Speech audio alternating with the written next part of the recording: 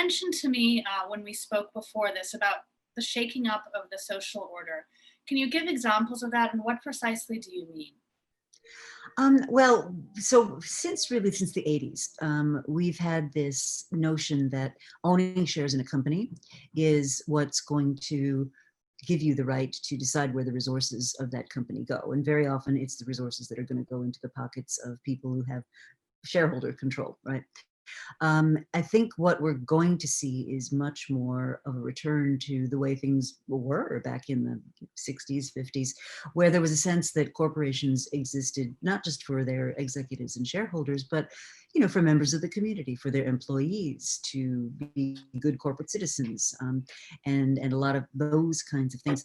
So I think we could begin to see a rewiring of society in a way that lends itself to far more inequality. That's So far more equality, far more balance in the way that the social resources are distributed. Now, if we don't get this right, by the way, I mean, Victoria, this is going to be bad. I mean, we're not going to bounce right back. From what I've been reading from my economist friends is that the most cheerful scenario they can think of is something like a 5 to 10% shrinkage of world GDP. So, the pie is going to shrink, and, people who have already been living on the edge. I mean, if you live paycheck to paycheck, you're already a paycheck behind. And so your resources are exhausted, your buffers are gone.